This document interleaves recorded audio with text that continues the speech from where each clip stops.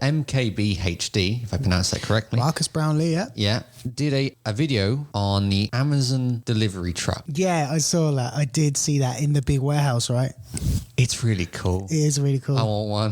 Isn't it? Is it Ridian or Ribian? Yes, the brand? Ridian. Yeah, it looks cool. It does. The amount of space and the really cool sci-fi doors. Yeah, that's amazing. Yeah. I like the back, and there's no real tech in the back, but I just liked the way, aside from all the tech in here being electronically powered, they're actually taking the opportunity to rethink these vans that are made for a purpose, because obviously vans are made for one purpose and designed maybe 70s and whatnot, and they've evolved, but now they're actually evolving for specific purposes of delivery drivers. You can stand up all the way. Yeah, you got shelving all the way that folds in. The doors, how the doors come up. It's brilliant. From Press Red, welcome to Functions. This is episode 7, I think. My name is Matt Blackman, and as always, I am joined by Eli Turay. How you doing, Mac?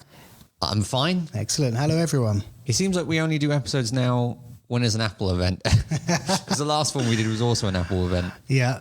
That's what's important in life, right? Apple events. Yeah. Nothing else, just Apple events. Don't tell me you don't get a little bit excited when an Apple event gets announced. Oh, I was already excited when when people were theorizing that one was coming out. And I was just staying on social media waiting for the next one to come out. Yeah.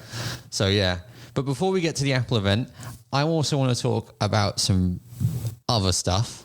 Specifically, what Google has been doing. Okay, what are they doing? They've been very busy removing Google Podcast. Oh, really? They're getting rid of Google Podcast. By the end of this year, we won't have any Google Podcast. So they took over Anchor. Did they? No, Spotify. That's Spotify. Okay. I don't use Google Podcasts, so, I'm an Android person. That's fine. I'm an iPhone person. You're an iPhone person. Google Podcast was actually a reasonably good platform compared to... I wanted to do a video on this, but it kind of sounded too boring of me comparing all of the podcast platforms I've ever used. Yeah. And the easiest way of putting it is Apple and Pocket Casts are the two best platforms I would recommend. But is Google Podcasts just a user-facing thing? It's a user-facing thing. Right, okay. The Google Podcast was a front end that allows you to listen to podcasts and also allows you to import RSS feeds to listen to them. I think it also had a back end that allowed people to upload their own podcasts as well. Right, okay. So that's a big loss then. Yeah, and I'm very sad that it's going because I did use it for about 2 years. It was my main podcast driver. And then I swapped to Pocket Cast, and I've been very happy since. I think it's so much better. Well, that's good to hear, but I do think you made a bit of an amateur mistake. You should not trust a Google service. Google are not. They've shown over and over again. They're only in it for... They try a lot of things, right? Yeah. And they see what sticks. And they cancel pretty much everything apart from YouTube. Yeah, I know. I mean... they didn't technically cancel Google Music. They just turned it into YouTube Music. But that's exactly what's happening here as well. Yeah. So they're not getting rid of Google Podcast back-end infrastructure. They're just moving it over to YouTube. Right, okay. Which probably hints towards a combination of the YouTube podcast, which currently this is also set up as, and a normal RSS podcast. But they might lose some of those. If those, like the RSS feature, strikes me as something that not a lot of users would be using. And I'd be surprised if they kept that, if they're trying to merge that into another platform. It annoys me when podcast platforms don't have RSS. Yeah. Because it means I can't look at the private version of this podcast. Because for both me and you, I don't know if you use it, you probably don't. We get an early access version of this once it's uploaded to make sure that it's all right. Yeah. And for Spotify, that's not an option. You just can't use that.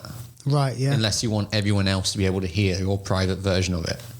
But I guess you can just test it before you upload it, Mac. What's wrong with that?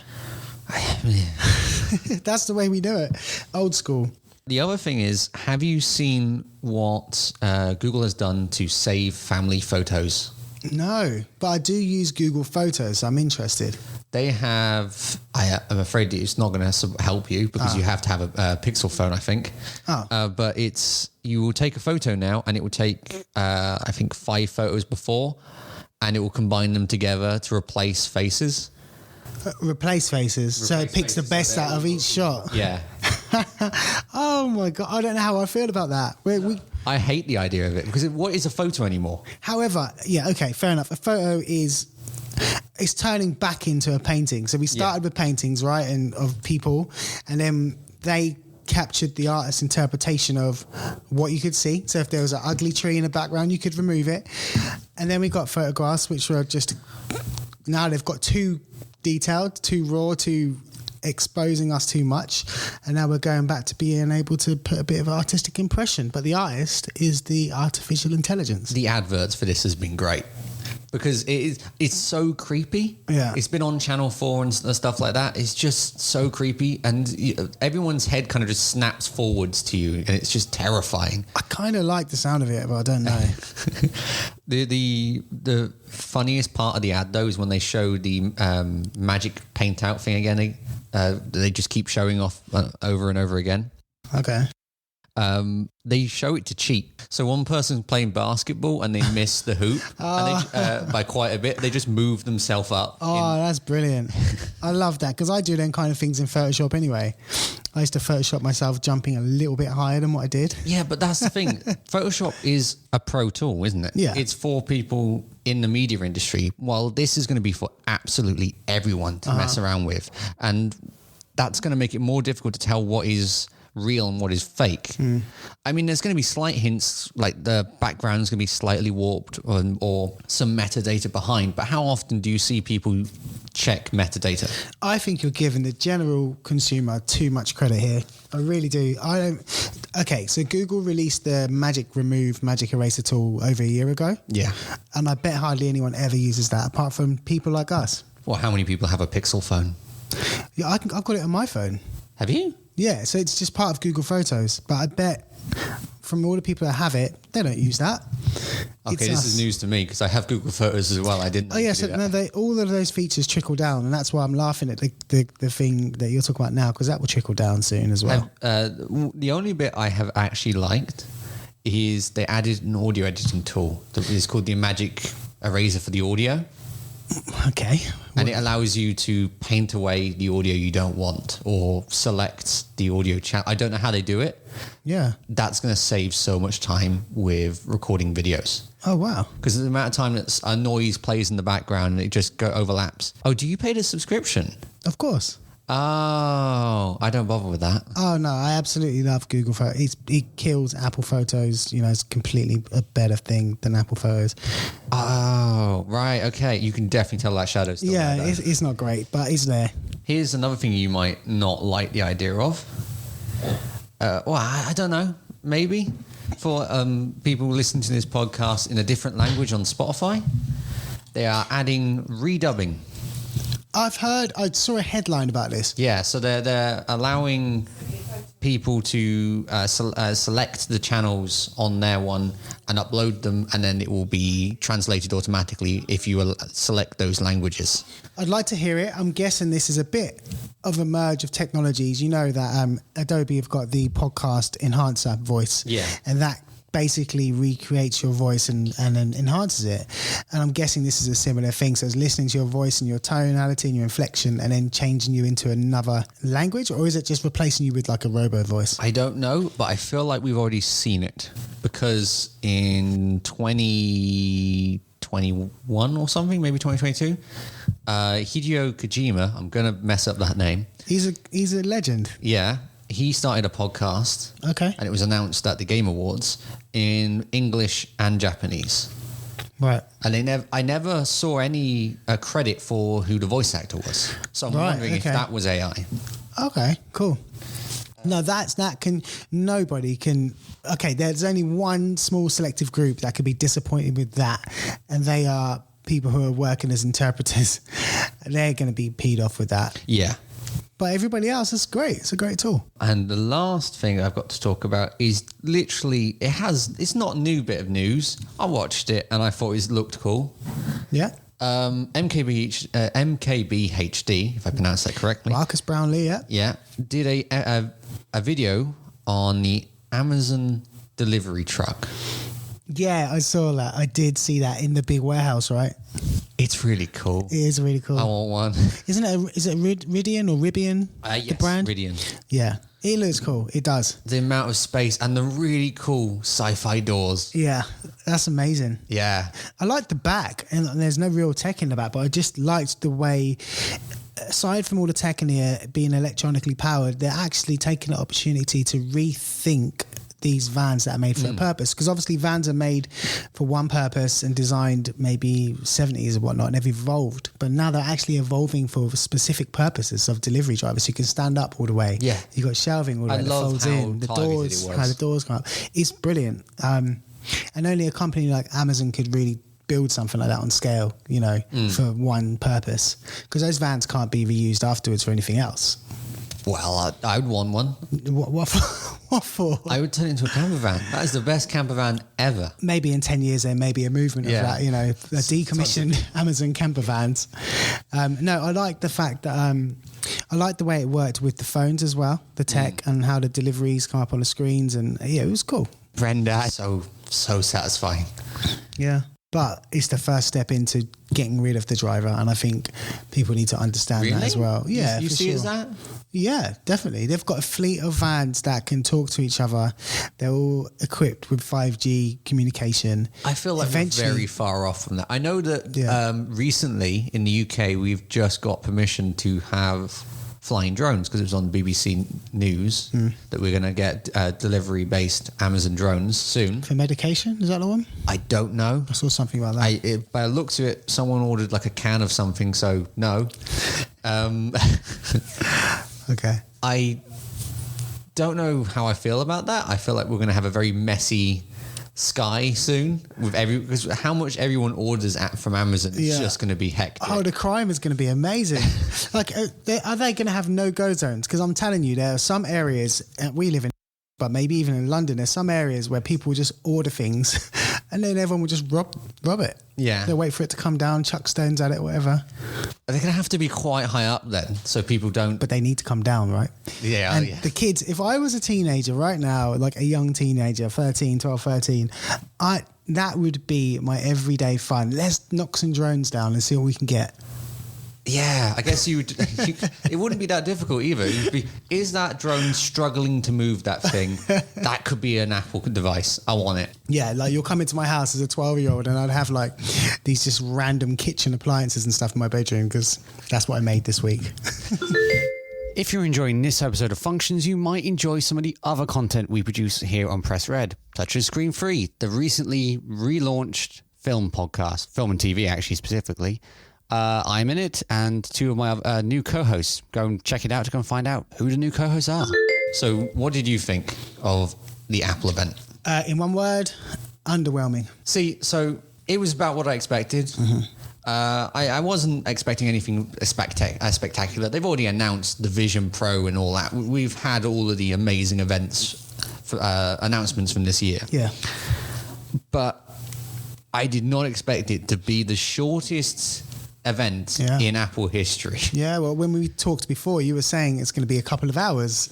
I think I said an hour to an hour and a half, maybe. Just because that's the usual amount they go for. Yeah. I heard people saying that it's going to be 30 minutes. It can't be 30 minutes. Yeah.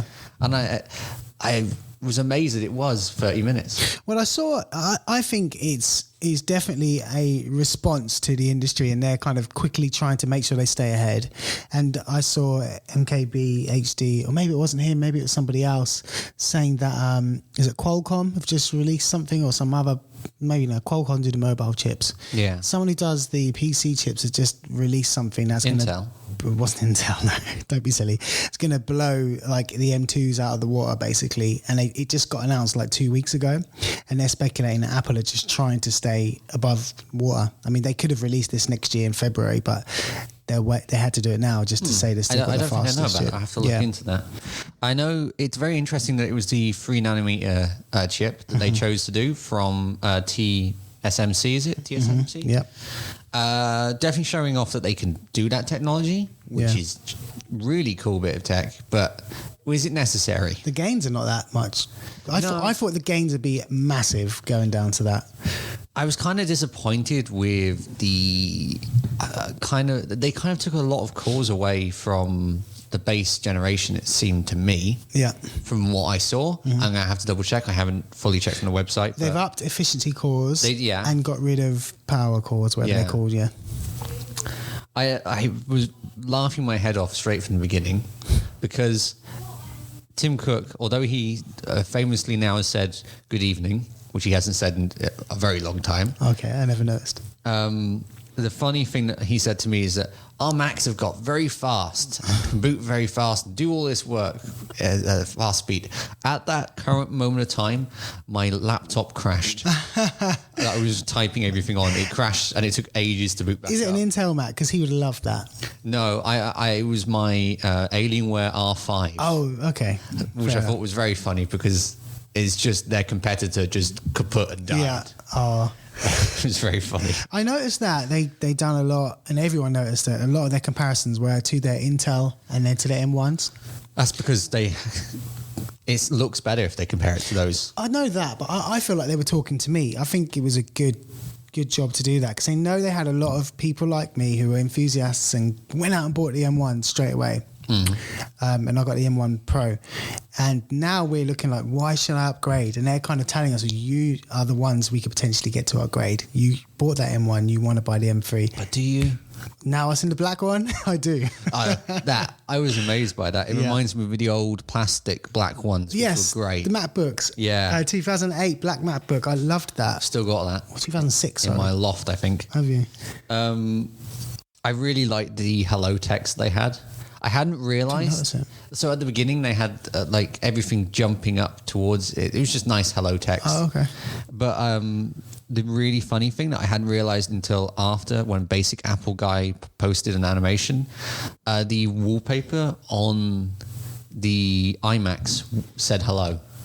It was the sections of the classic hello. Oh, right. Okay, yeah. Which I thought was quite a cool Easter egg. And what do you think of it being so goddamn late? Well, for the IMAX? No, I mean the event. Oh, right, yeah. I don't know what that was all about. No. They don't okay, let's get out of our own backsides here. It's not about us in the UK. It was just happened to be 12 o'clock. It was more about the time they wanted it over there. I'm not sure why, but... Yeah, because they wanted it to be dark. Oh, right. That was they wanted it to be dark because it's Halloween. Okay. And I would argue... You don't need it to be dark to make a Halloween thing. Especially if your video is a pre-recorded video. Yeah, exactly. Just play it at the time that you've always played them. Yeah, exactly. Especially like the fact that I was getting all prepared to be like, I'm going to have to go to bed really late tonight and just cram out a lot of writing. And it was 30 minutes long. Like, you could have done this so much earlier. Of course. And it was quite interesting because it was pre-recorded, which I don't like, and I'm hoping they get back to live events soon, Apple. But they done the testing in satellite places around America, which was quite interesting. So I know they had New York as well, where lots of online tech people were testing them out since they got released. So I wonder if they're thinking now about breaking down these big events and making smaller announcements over the years, because what really are they going to announce in the next couple of years? That's huge. They've done the Apple processors, which is just going to go up sequentially. They've got their big VR stuff, AR stuff coming out. What's left? The iPhone. That's not getting any better every year. No. I think they potentially could just do smaller events and just have kind of little satellite centers where people come and test them. In my opinion, I feel like WWDC should be pre-recorded and every other event that they do should be live. Why is that? Because the other events, they're obviously not interesting to people, but for some reason, just having it live makes people really excited to go and see these events. Yeah. So I feel like to make these less exciting product releases, I mean, it's difficult for a company to be able to, throughout the whole of their lifespan, keep everyone excited and happy for the next device, because that's impossible. Yeah. But I feel like by doing a live show twice a year and then one WWDC right in the center that's pre-recorded, that gives everyone a good chance to be happy at what's going on. They'd have to start announcing more products at WWDC, I think, if they were to follow that strategy. I think they're doing that anyway. Yeah. To be fair. Yeah. That's probably where we're going to get the AR device, I think. Or did they say early 24? I can't remember. They did say early. They did. So maybe not. So Like we might be like 4 or 5 months away from the Vision Pro being released, which feels insane. It doesn't feel like anything because I'm not getting it. But no, I know, but it feels like it's one for me. It's like looking at a concept car, going, "I'd really like to have that car," and it never releases. Yeah. So that's what I feel about the Vision Pro. Speaking of cars, did you see that Apple have maintained they're still going to have the first cars coming out this year with CarPlay 2? I did not see that. So CarPlay 2, you've seen it, right? Yeah. Like where it takes over all of the screens. And they announced a couple years back, by the end of 2023, it's going to happen. And they're still saying, there are car manufacturers that will be releasing cars with that by the end of this year. So in the next couple of months, we're going to see like Apple cars, basically, which I'm loving. I mean, that's what gets me excited now. The phones, the tablets, the laptops, they're peak. I think they're all amazing. I'm not upgrading, don't you think it's a bit weird, though? No.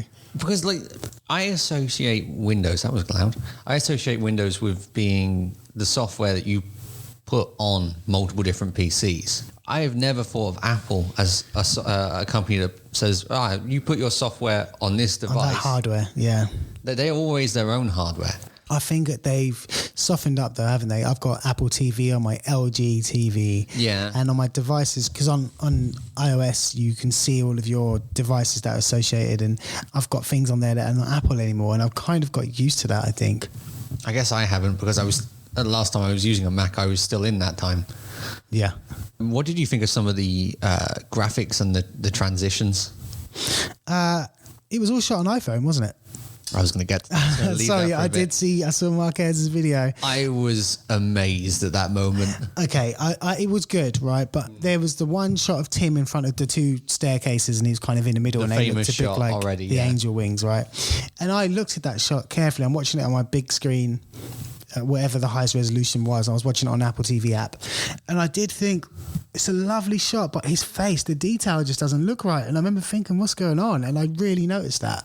I will say that the light was probably doing that camera a lot of favour. Oh, yeah, of course. But the dark shots in the background, though, as well, pretty difficult for a camera to do. Yeah. So it's definitely showing off the power of that iPhone. Yeah.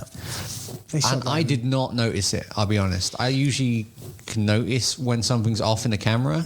But to be fair, I was watching the live stream at 720p because my internet was bad. Exactly, yeah. But it looked amazing when I watched it back over and over again. But I remember the exact moment that I read that bit of text. And I love the fact they didn't say it. Yeah. It was just a bit of text at the end of the stream going, oh yeah, by the way. Yeah, it's nothing.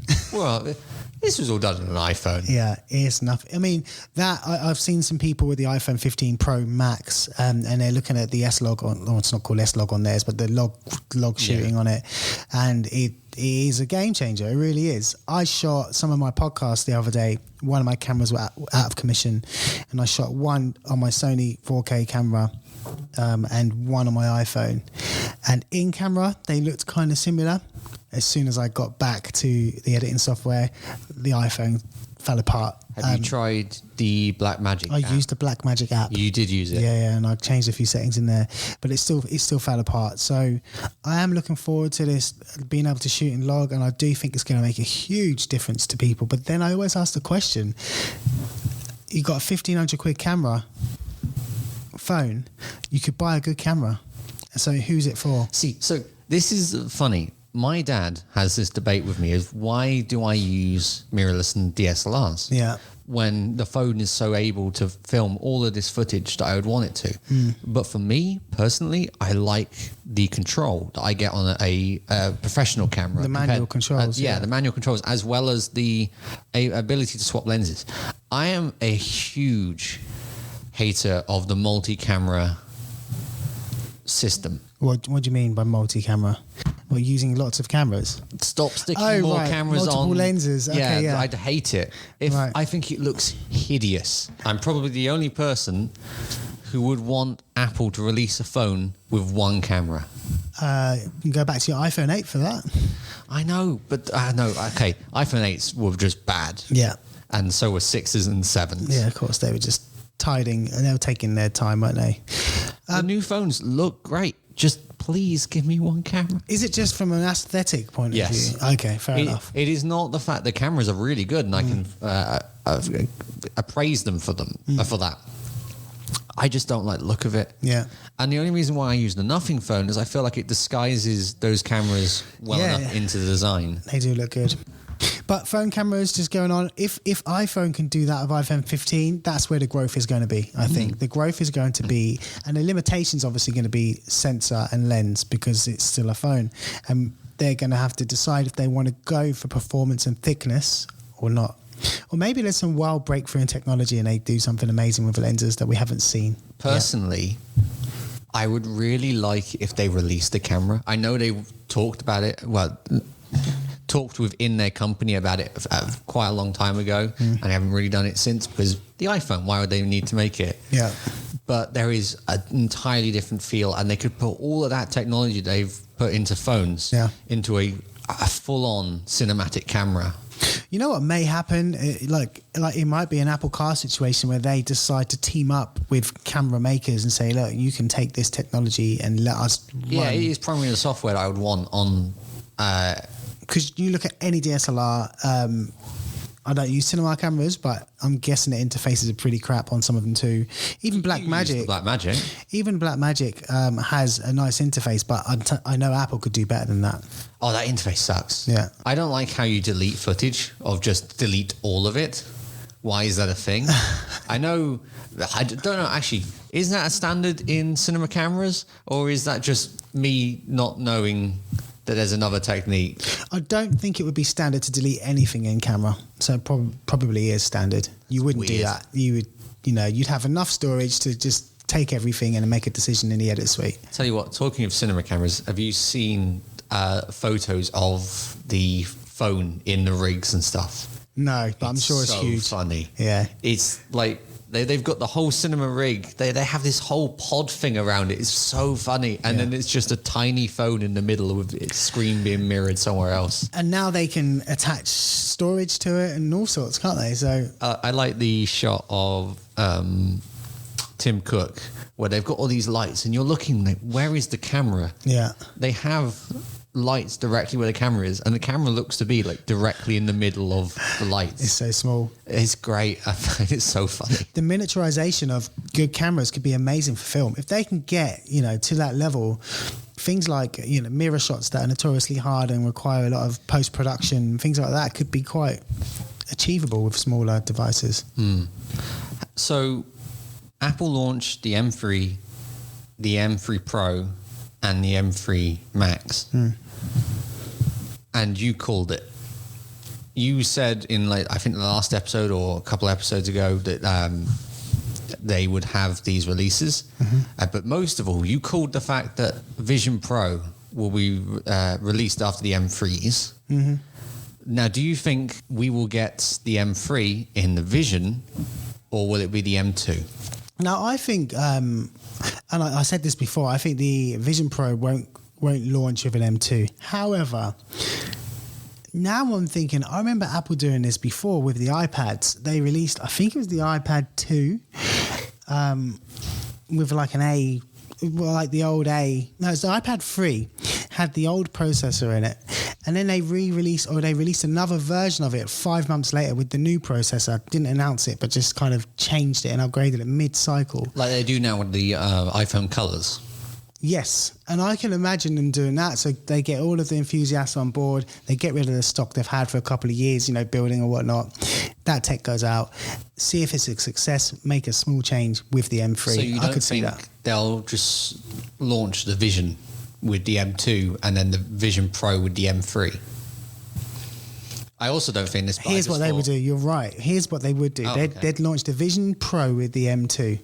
Then next year, they'd launch the Vision Pro with the M4 or the M3, but the Vision with the M2 because they like to trickle down, don't they? But yeah, you've got something there. The Vision, if that's what they call it, the Vision Intro. Yeah, the Vision does seem like a bit of a weird name for it. Vision Pro sounds all right now. I've now got used to the name. I didn't like it initially, but the Vision? Vision first. Oh, God. You can check out Eli's work on his socials, which is his Instagram, just his name, right? Yeah, so that's Instagram /Eli Turay, ELITURAY. See you over there.